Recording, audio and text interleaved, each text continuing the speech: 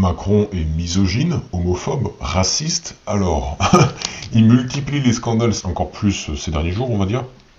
Du coup, je voulais réagir par rapport à ce qui se passe. Alors, il y a notamment sur X, Jean de Lorraine qui nous dit, donc c'est une citation, le problème des urgences dans ce pays, c'est que c'est rempli de Mamadou. Fermez la citation.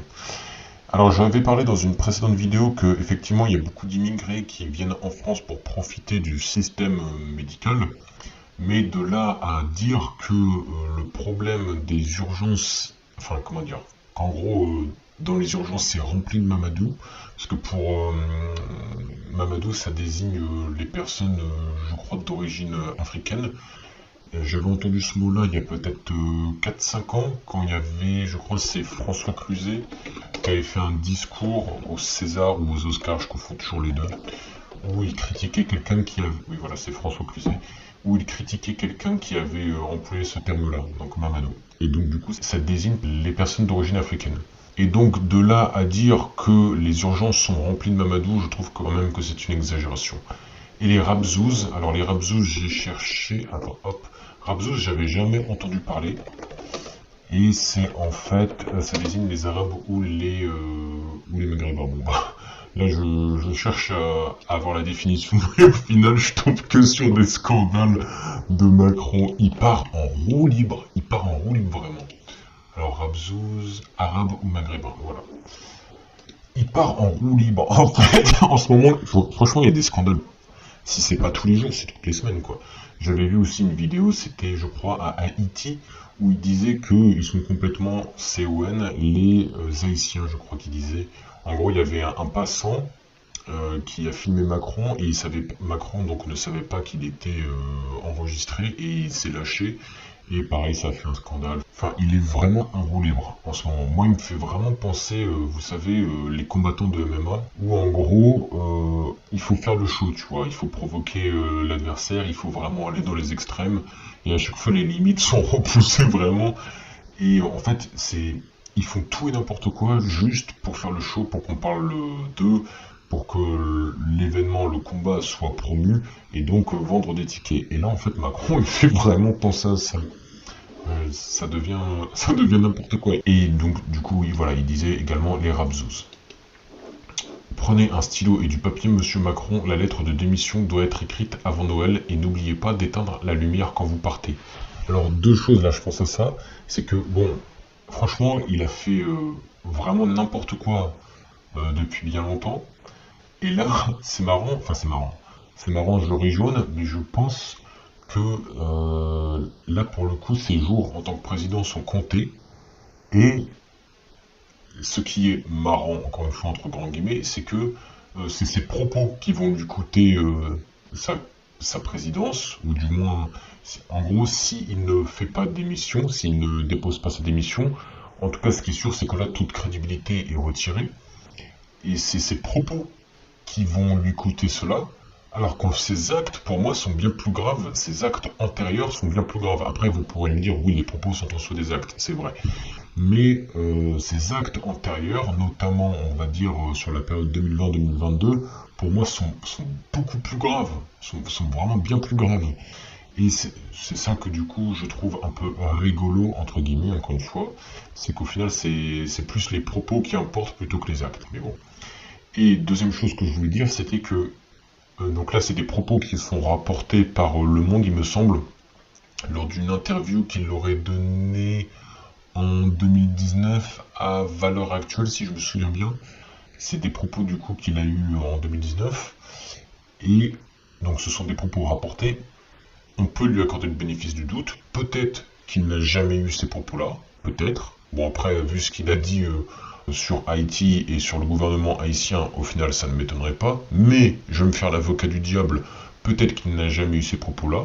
Mais même s'il n'a jamais eu ces propos-là, le simple fait que des journaux affirment que le président aurait eu de tels propos, ça montre qu'il y a un véritable changement dans l'attitude des journaux à l'égard du président Emmanuel Macron, qui jusqu'à présent, les journaux étaient de véritables soutiens à l'égard du président Emmanuel Macron, et là, le fait qu'ils rapportent de tels propos, en fait, ils disent clairement, enfin, ils disent pas clairement, mais Le fait qu'il rapporte que le président Emmanuel Macron a eu de tels propos, implicitement ça veut dire que le président Emmanuel Macron est un misogyne, est un sexiste, est un homophobe, est un raciste, parce qu'il n'y a pas juste l'histoire du Mamadou et du Rabzouz, on va voir ça dans un instant.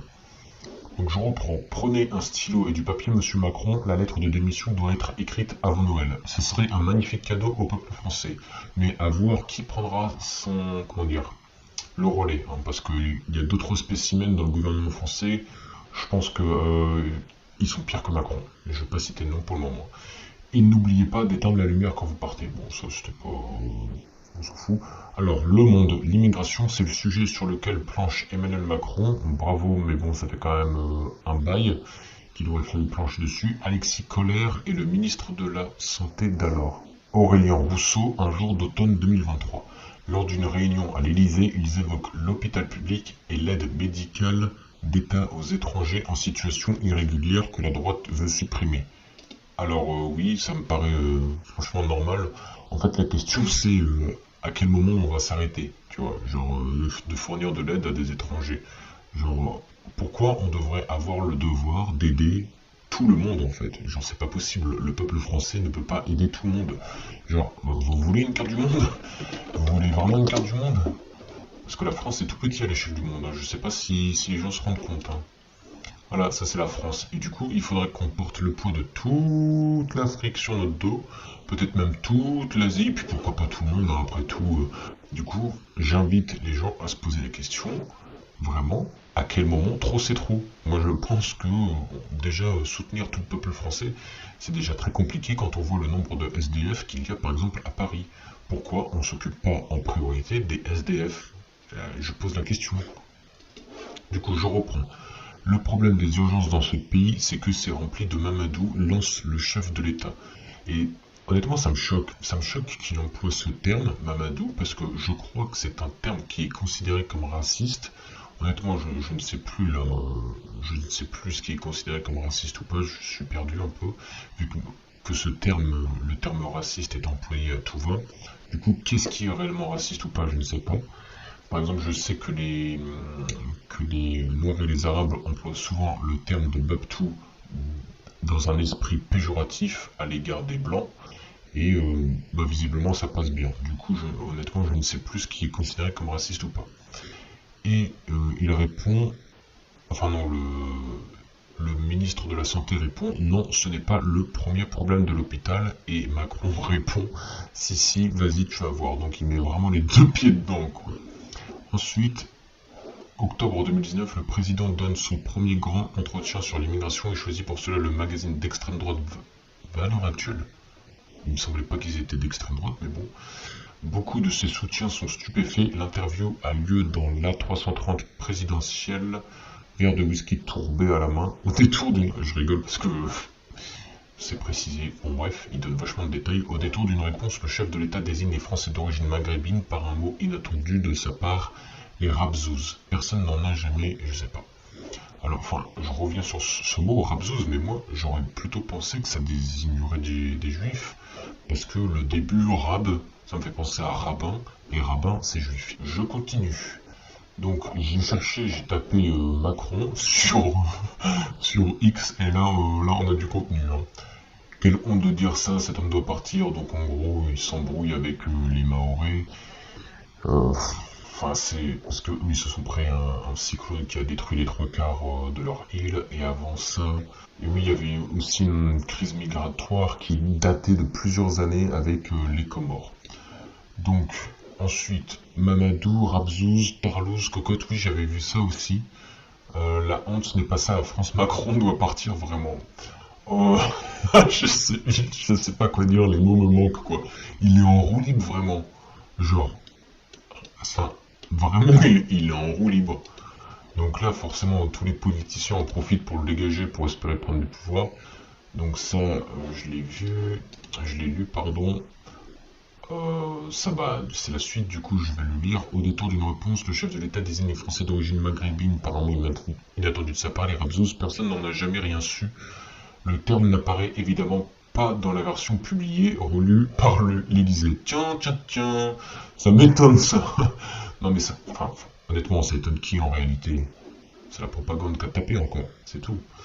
Vous êtes très bon quand vous venez sur notre terrain, avait déjà remarqué Geoffroy Lejeune, le directeur de la rédaction de Valeurs, quelques mois plus tôt. Réponse d'Emmanuel Macron, c'est celui que je préfère. Bon, je comprends pourquoi c'était coupé, c'était pas forcément pertinent ce passage. Celui-là, ce passage-là, la deuxième moitié de ce paragraphe, de ce screenshot. Le Boys Club a installé au palais une atmosphère de chambrée. Avec eux, on est loin du sacré et de la transcendance. Le soir venu, le président les retrouve pour se distraire après des journées harassantes. Et c'est ça qui... Enfin, là, je viens de penser à ça. Tout à l'heure, je disais que je suis étonné qu'il emploie le mot Mamadou, parce qu'il y avait beaucoup de photos de lui qui circulaient où il avait l'air très proche, on va dire, de la communauté africaine. Et du coup, ça m'étonne. Je me dis qu'il joue vraiment un double jeu, quoi. Parce que, en gros, il est tout sourire, vraiment. Il a presque l'air amoureux des Africains, mais amoureux dans le sens vraiment amoureux, quoi. Amoureux des Africains, et derrière, s'il les appelle Mamadou, sachant que ce mot est peut-être considéré comme raciste, du coup, enfin, ce serait un peu hypocrite, quoi. Je continue. Le soir venu, le président, oui, voilà, les journées harassantes. Petit, alors je vais pas le dire parce que je sais même pas si je peux le dire sur YouTube. Grande Tarlouse, je crois que ça passe, je suis pas sûr, mais bon, je prends le risque. Voilà comment ils se parlent par texto ou autour de leur whisky japonais ou écossais. Je rigole parce que pourquoi ils ont besoin de préciser que c'est japonais ou écossais, bref. Le favori du président est le Lagavulin 16 ans d'âge. Bon, on s'en fout, pourquoi vous précisez entre deux imitations d'acteurs des années 1960 et de citations de Michel Audiard. Honnêtement, s'ils font des imitations d'acteurs des années 60, je comprends qu'ils puissent employer ces mots-là. Parce que les années 60 étaient différentes, la parole était beaucoup plus libre. Et de citation de, oui ça je l'ai lu, du 15 millième degré, explique Jonathan Guémas, embarrassé. Ils ont quelques cibles préférées. Conseiller de Gabriel Attal, quand il était Premier ministre, Louis Jubelin assure que l'Élysée avait baptisé Matignon la cage aux folles. Il est dégueulasse ce screenshot. Son lit d'origine, le 7 juillet, les Français portent en tête des élections législatives les gauches alliées dans un nouveau front populaire. Mais pas question de donner trop d'importance à ces Lucie Casse-Tête, ces Marine Tondelier, ces cocottes, comme ils les appellent en petit comité. Enfin, je sais pas trop. Je pense que c'est pas forcément, amélioratif, cocotte. Là, c'est dit d'une manière où c'est vraiment péjoratif. Attends, cocotte, définition. Non, là ça me parle de marmite, je sais pas trop comment le prendre. Le terme cocotte désigne péjorativement en France sous le Second Empire et pendant la Belle Époque une femme qui vit de services sexuels rémunérés, ok, mais qui n'est pas ou plus enregistrée comme... Ah d'accord, comme prostituée pour la police. D'accord. Ok. En fait, oh, c'est fort. En fait, du coup, il traite Lucie Casse-Tête et Marine Tondelier de prostituées, quoi. Ils valent moins, franchement. Oh la vache, il est en roue libre. Nous avons à la tête de l'État un président raciste. Ce qui nous sert de président de la République nous fait honte. Plus que jamais, Macron démission. Louis Boyard qui a, on va dire, des paroles un minimum sensées pour une fois depuis longtemps. Hein, j'applaudis. On retiendra son intervention lors de la crise en Corée du Sud qui était vraiment épique. Hein. Il nous démontre encore une fois dans le cadre de son intervention par rapport à ce qui s'est passé en Corée du Sud, il nous a démontré toute l'étendue de son ignorance. Donc pour une fois, j'applaudis ses propos un minimum sensés à Louis Boyard. Je continue, ça je l'avais vu. Vous êtes content d'être en France parce que si ce n'était pas la France, vous seriez 10 000 fois plus dans la MURDE. Échange très tendu entre Emmanuel Macron et les habitants de Mayotte. Alors, comment dire, je ne jette la pierre à personne pour le coup, parce que les Mahorais, ça se comprend qu'ils soient très en colère. Ils sont très en colère parce que toute leur île a été ravagée récemment par un cyclone, et avant ça c'était la crise migratoire comme je le disais juste précédemment dans cette vidéo. De l'autre côté, la France, de ce que j'ai compris, a envoyé de l'aide aux Mahorais, mais ça a sûrement été insuffisant. Donc, d'un côté, il y a les Mahorais qui ont le seum envers la France et la personnifiée par Emmanuel Macron parce que l'aide a été insuffisante, mais de l'autre côté, Emmanuel Macron estime que de l'aide leur a été envoyée et si en gros il faisait pas partie de la France, il serait effectivement sûrement 10 000 fois plus dans la MERDE. Mais moi je me pose la question, est-ce que c'est vraiment le cas? Est-ce qu'il serait vraiment plus dans la MERDE si jamais il faisait pas partie de la France? Mais je me pose vraiment la question là, en fait. Et je me demande, en fait, il se passerait quoi si demain le Mayotte était officiellement indépendant? Genre, qu'est-ce qui se passe? Parce que c'est une petite île dans l'océan Indien, si je me souviens bien. Enfin, petite île à relativiser, c'est une île, mais à côté du continent africain ou même de Madagascar, si je me souviens bien, encore une fois, ça reste vraiment petit. Et donc, concrètement, s'il n'y avait pas d'aide, que ce soit de la France ou d'un autre pays, qu'est-ce qui se passe en fait pour les Mahorais? Comment ils font? Tu vois, c'est la question que je me pose. Vraie question, hein. Ouvrir des guillemets, le problème des urgences dans ce pays, c'est que c'est rempli de mamadou, c'est immonde, les propos racistes du président Macron le rendent indigne d'exercer sa fonction. Par contre, encore une fois, ça fait 5 ans qu'il les a eus normalement ces propos, donc comment ça se fait qu'on attend 5 ans avant, comment dire, de sortir tout le linge sale? Notre appel à la destitution est sur la table, celles et ceux qui sont attachés aux principes de la République doivent s'en saisir. Il parle également des Français d'origine maghrébine en les appelant les Rabzouz. Macron est un immonde personnage, oui ça je l'ai lu. Allez aujourd'hui tous sur Macron, ah mais aujourd'hui c'est festival hautement.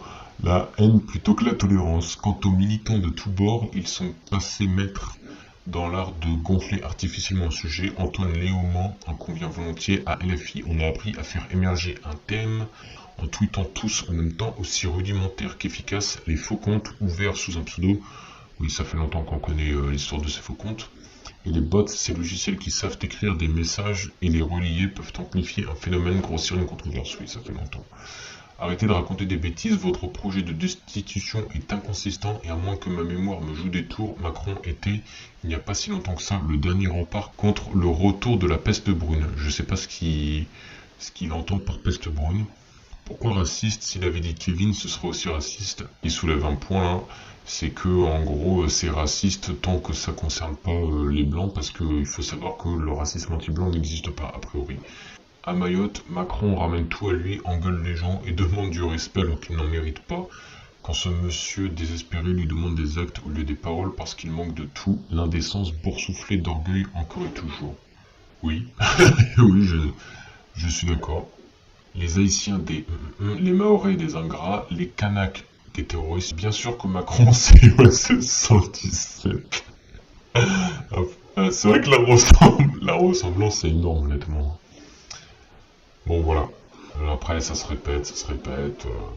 Donc je vais pas me répéter pendant 3 ans non plus. Du coup je pose la question. Macron misogyne, Macron homophobe, Macron raciste,